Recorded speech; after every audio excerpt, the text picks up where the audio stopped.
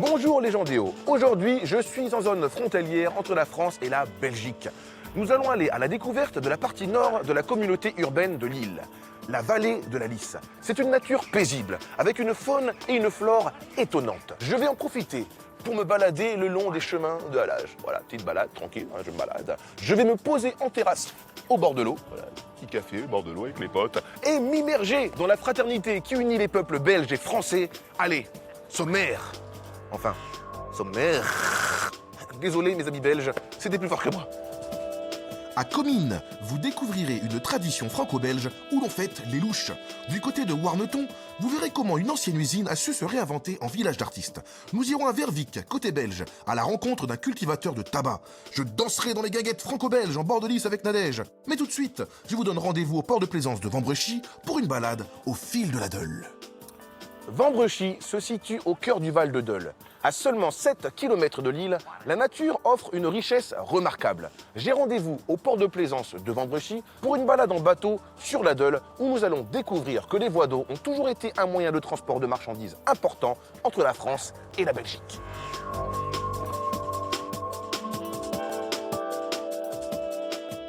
Vambrechy accueille une association nautique créée par des passionnés de navigation et de nature.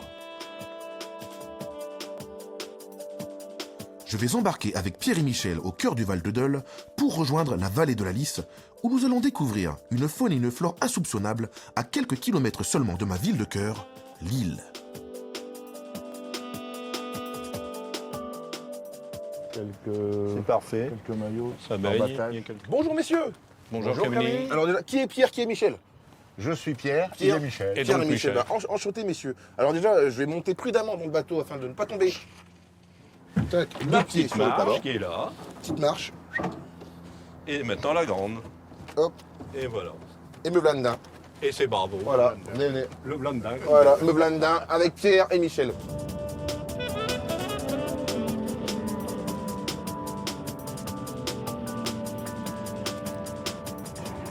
Bon alors, il y a quand même beaucoup d'histoires ici au niveau de la batellerie, non?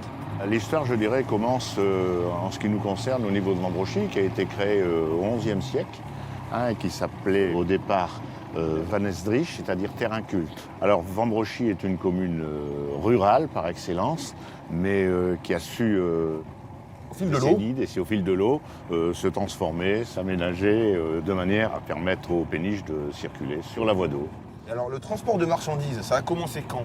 Dès Alors, le 11e siècle ou pas? Oui, 1270 par là. C'est Jeanne de Flandre qui a canalisé le canal de la Deule, qui fait 65 km de long.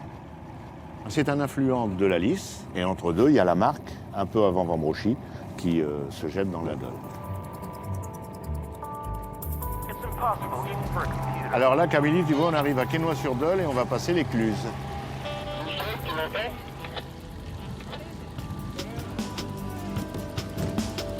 Merci. Salut les gars! Je rappelle pour la petite histoire que c'est Léonard de Vinci qui a inventé l'écluse, et qu'au départ elles avaient été conçues pour des péniches du type Fraissinet, c'est-à-dire des péniches de 40 mètres de long à peu près sur 4-5 mètres de large. C'est une invention donc, de Léonard de Vinci. quoi. Léonard de Vinci. Qu'est-ce qu'il était fort ce de Vinci? Ah ouais. De Vinci, aujourd'hui, il fait les parkings, tout ça. Énorme.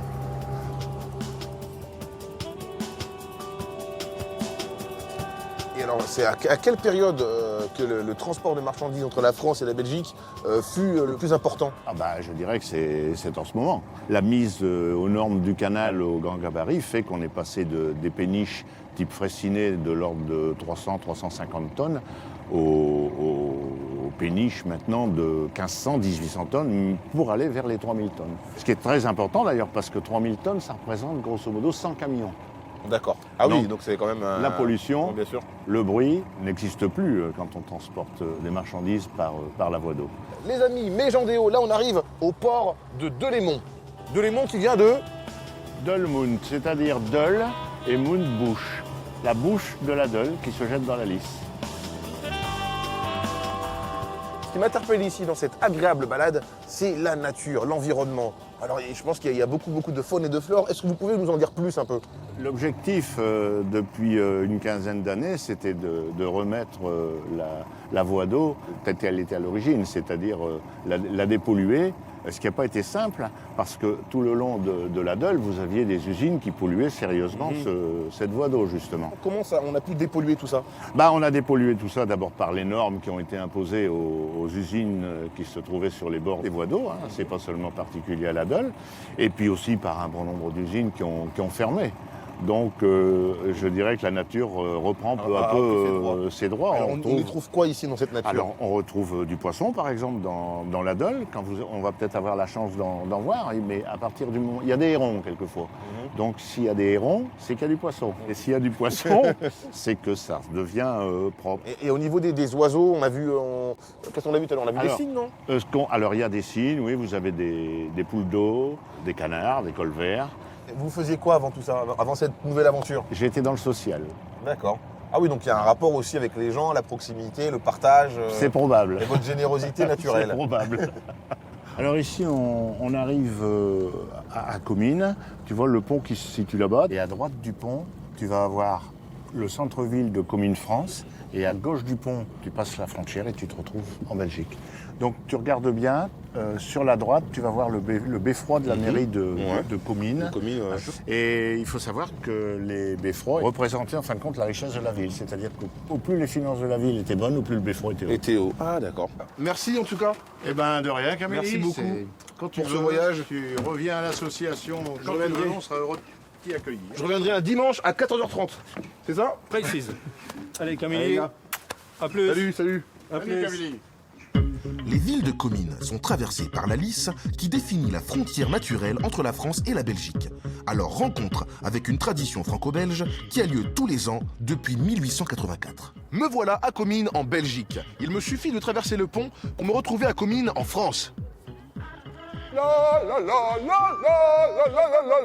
Ramenez la coupe à la maison, la coupe à la maison, ramenez la coupe à la maison. Allez, les bleus, allez. C'est bon, ça va, on a compris, hein. Les villes de Comines ont un passé et une histoire en commun. Des milliers de personnes venant de France et de Belgique se réunissent pour fêter les louches. Philippe Delevoye va nous en dire plus sur cette tradition qui nécessite d'avoir la tête dure. Ah oui, les mecs se jettent des louches quand même.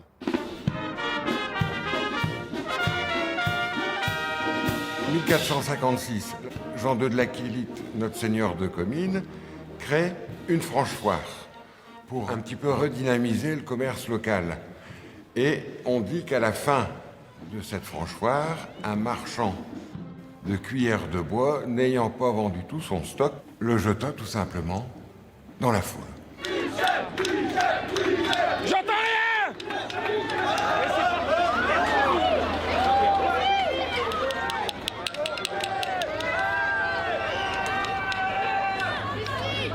Alors Comines, il faut savoir, n'était qu'une seule ville, séparée en 1713 avec le traité d'Utrecht. On a des bonnes relations entre les deux communes, à tel point que tout le cortège le dimanche part de Comines, Belgique. Donc on traverse toute la commune belge avant d'arriver en France pour terminer avec le jet des louches.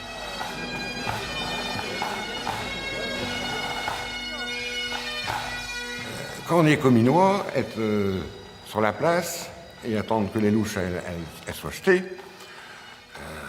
c'est quelque chose. Hein. Et puis alors quand on en attrape une, alors là, on est fier comme Artaban.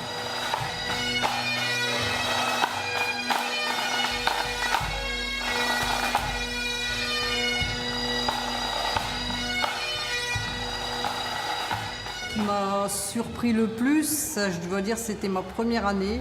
Quand on arrive ici à la mairie puis qu'on voit tout ce monde sur la Grand Place ou au niveau du pont, ça c'est quelque chose qu'on a du mal à réaliser quand on n'est pas dans le comité, je crois. Soyons unis de cœur, travaillons avec ardeur pour défendre l'honneur de Comines en Flandre.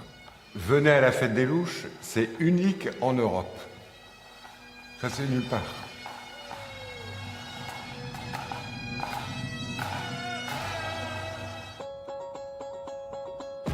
Warneton est à cheval sur la frontière franco-belge dans la plaine de la Lys. C'est au bord de cette rivière que sont venus trouver refuge des artistes, dans un lieu où il fait bon vivre à créer. Ici, à Warneton, l'ancienne usine textile Scowarton, ou Scowarton, si on veut se la raconter en anglais, a su se réinventer. Dans un cadre exceptionnel, situé sur une île faisant face à sa sœur belge, je vous invite côté coulisses entre art et nature.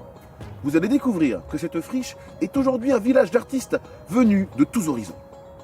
De là, de là-bas, de là, de... Ils viennent de partout.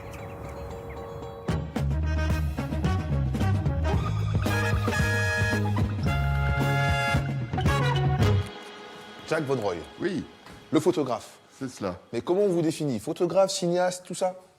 Eh bien, en fait, je bricole un peu les trois, la photographie, la peinture et le cinéma expérimental. Et j'essaie de croiser les techniques de façon à dire des choses. Mais alors pourquoi ici, à Warneton, dans l'ancienne usine textile? En fait, c'est un ami industriel, assez philanthrope, qui a racheté cette friche pour 1 euro symbolique. Et donc, il a redistribué les parcelles à des gens qu'il connaissait, et notamment des artistes. Mais cette passion pour la photo, c'est venu quand? Dans l'enfance, en réalité, j'avais un père, un oncle, un frère qui faisait de la photographie argentique. Moi, je continue. C'est-à-dire que je m'accommode assez mal du numérique et j'ai besoin de ma matière argentique, des sels d'argent, des photons qui réagissent avec les sels d'argent. Mais alors, il y a combien d'artistes sur le site? Alors, nous sommes 7 artistes et 14 résidents en tout. Donc, il y a 3 peintres, un dessinateur, une sculptrice, moi-même, donc qui bidouille un petit peu tout ça. Bien Jacques, merci pour toutes les infos sur le site, mais j'aimerais justement le voir dans son intégralité. Est-ce que c'est possible? Eh ben, on y va. Allez.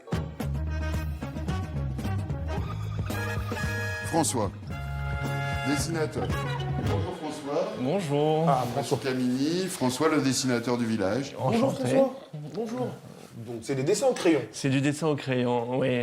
Je pars de photos, mais de plusieurs photos, ou alors j'achète les photos pour les droits d'auteur.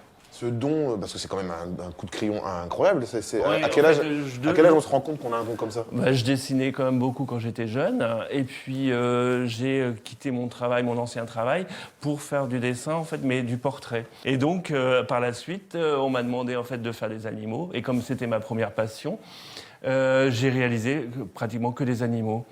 Et combien de temps ça vous prend pour faire un... Alors, en fait, pour des grands formats qui va faire, lui, pratiquement 2 mètres sur 1 mètre, à peu près un mois de travail. On est paparazzi là. photos, hein. Ah, les petites photos. Mais écoutez, François, on vous laisse travailler. Moi, avec Jacques, on va continuer à déambuler sur le site. Merci, Voilà. merci François. Une bonne journée. Merci Au beaucoup. revoir. À tout à l'heure François. Alors Camini, voici les autres ateliers. C'est l'avenue principale. Et nous arrivons chez Marc, donc le peintre. Marc, en pleine action. Merci de nous recevoir, même mon équipe chez vous. Alors, sur quoi vous travaillez là actuellement? Là, je travaille sur des nus sur la plage. Et comme vous constatez, j'en fais plusieurs en même temps. Ce qui m'intéresse, c'est que dans une peinture, on ne voit pas qu'une peinture. Et comment vous avez trouvé cet endroit, ce site, pour venir travailler ici à Warneton? Par des amis d'amis. On me dit, voilà, il y a une friche industrielle extraordinaire.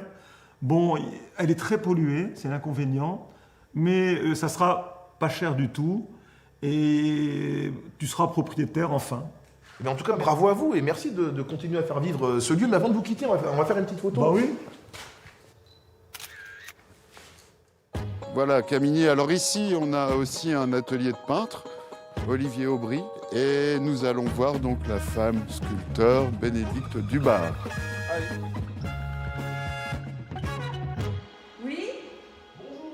Oui, bonjour. Enchantée, les Massal. Bravo, c'est le travail. Hein. Comment vous faites pour trouver l'inspiration? L'inspiration, en fait, elle est dans ma propre vie. C'est-à-dire que j'ai besoin d'un moment qui m'a vraiment touchée, qui m'a donné des frissons, qui m'a émerveillée ou qui m'a détruit de tristesse. Et ces moments-là, quand ils sont très forts, alors je viens les dire en sculpture. Vous savez, ce qui m'aide ici, c'est que j'ai l'impression que je suis hors du monde. Je suis dans mon cocon, face à la lys, au calme.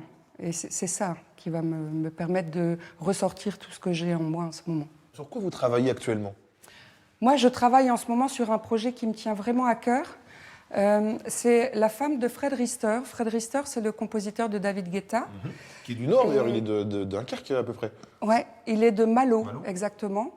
Il est très gravement malade. Depuis très longtemps, il a survécu à 9 cancers. Et là, il a décidé que c'était fini, là, qu'il arrêtait de se soigner et qu'il allait vivre ce qu'il avait à vivre de plus important, c'est-à-dire créer une œuvre musicale qui va servir à la recherche contre le cancer. Et sa femme aimerait que je travaille une œuvre monumentale pour lui rendre hommage de son vivant. Et je suis très touchée par cette demande. Je me rends compte qu'on a des choses aussi pour l'humain à faire. Bien, Bénédicte, merci beaucoup de m'avoir reçu dans votre atelier et franchement, et bravo pour votre parcours. Non, Camille, viens voir. Je commence une sculpture de toi.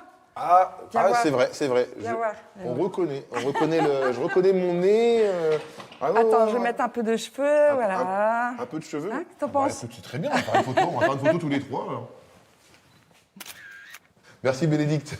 Et je reviendrai voir le Camini terminé. Merci. Au revoir. Jacques, allez, je vous salue. Merci Camini. Moi, je vais faire un tour tout de suite du côté de Vervic, mais non, côté belge. Hein. Salut Jacques. Au revoir Camini. Vervic est considérée comme étant l'une des plus vieilles villes de Belgique. La Lys dessine sa frontière avec Vervic Sud, sa sœur française.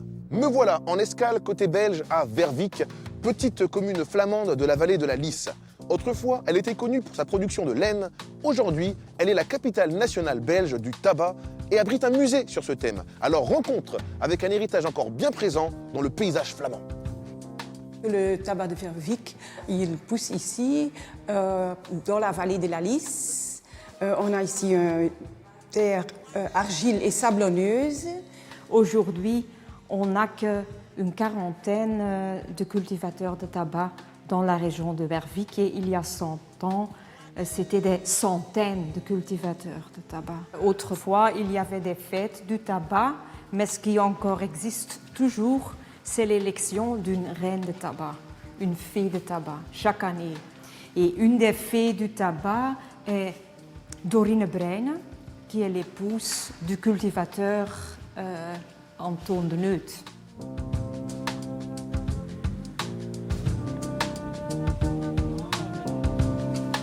Voilà une plante de tabac ici. Si tu n'es pas bien appris, tu tires comme ça. C'est pas bien. Quand tu es bien appris, tu fais comme ça. Et un petit peu plus, c'est des grammes. Moi, j'ai toujours trouvé que quand on dépense, il ne faut pas être avare. Et quand tu veux gagner, il faut être avare. Il faut chercher le dernier sou. Allez, à gagner, quoi.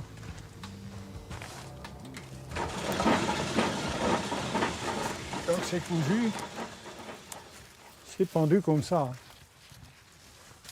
Ce qu'on appelle des guirlandes. Ça, c'est le tabac qui a eu le plus de soleil et qui est le plus fort.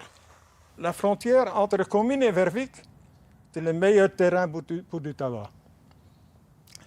Et non pas seulement le sol, mais aussi à cause des collines qu'il y a Montcassel, Montnoir, tout ça là. Les orages sont bloqués par ça. Ça fait que par ici, il n'y a presque jamais de grêle.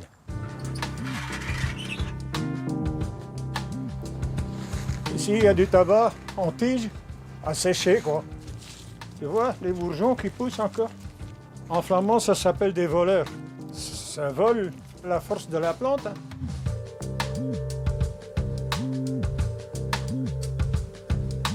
Mais ma famille habite ici depuis 1891 ou 12.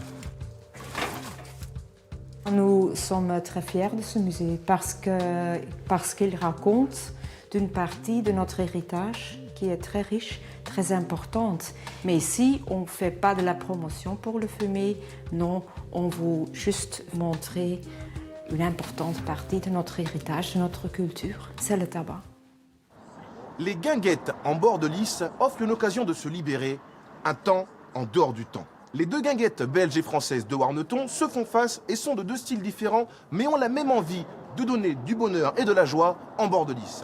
Nadège, accordéoniste de talent, investira les lieux pour y faire chanter son instrument. Allez, Nadège, chante, Nadège, chante. Nadège, Nadège, chante un peu. Enfin, beaucoup même. Mesdames, bonjour. Bonjour. Vous allez bien? Très bien, merci. Regarde, Alors, c'est vrai, on a le soleil, on a du beau temps. J'ai cru comprendre que vous aimiez chanter. Vous chantez Ah votre- bah oui, nous on chante. On fait partie des copines de chorale. Ah ben alors tout à l'heure, on va avoir ouais. besoin de votre aide pour ambiancer chante. et on On va chante. tous accompagner Nadège. Hein. D'accord. Bon, à tout à l'heure. Merci. Hein. À tout à l'heure.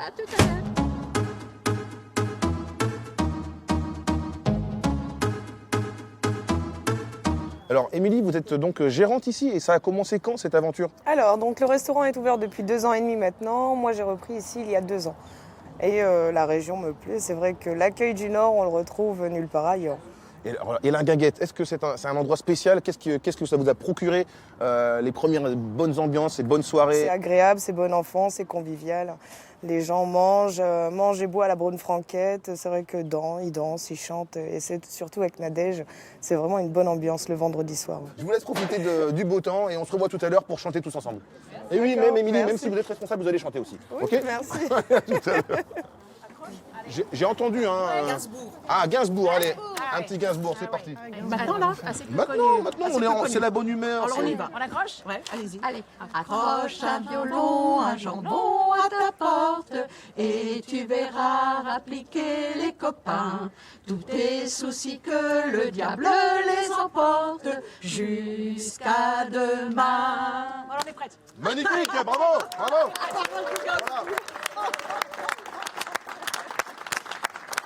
Les fort. Première partie de Nadège, ici à la guinguette. Voilà, nouveau groupe de choristes, ok? Fort. Ok, mesdames, à tout à l'heure.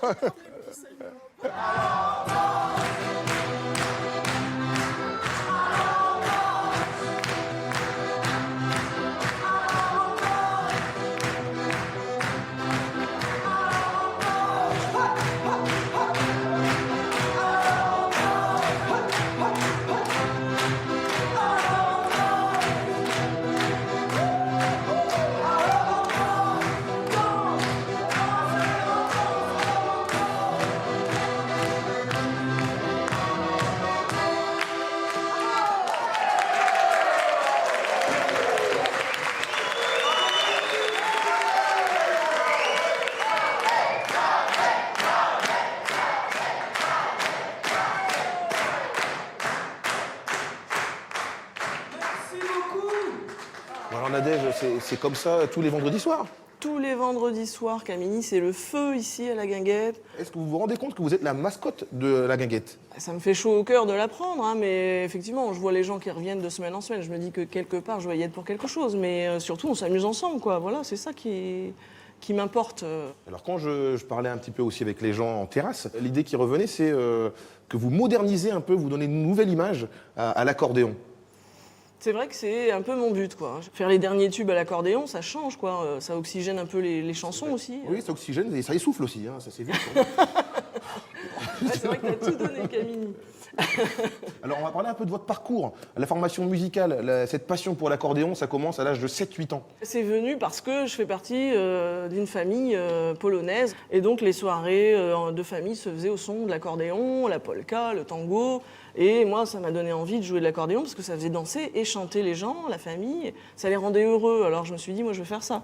Justement, ça tombe bien parce qu'on va aller faire un petit tour de l'autre côté, côté belge, pour une session d'improvisation de jazz manouche. Ça vous dit?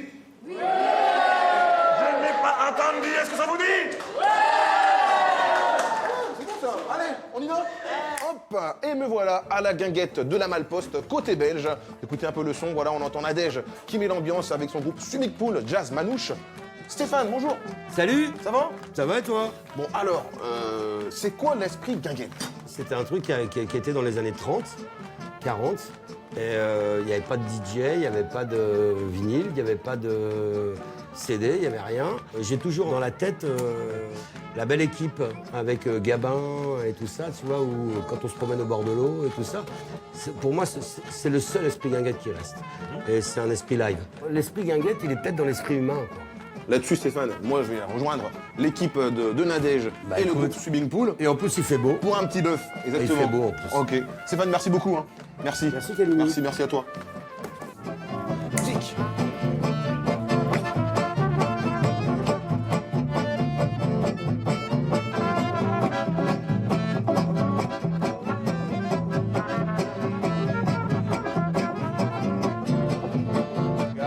amis, comment il fait beau. La France et la Belgique et c'est les gens des hauts. Camini, swimming pool, en duo, ça en jette. Et c'est la fête à la guinguette. Oh, oh, oh, c'est les gens des hauts.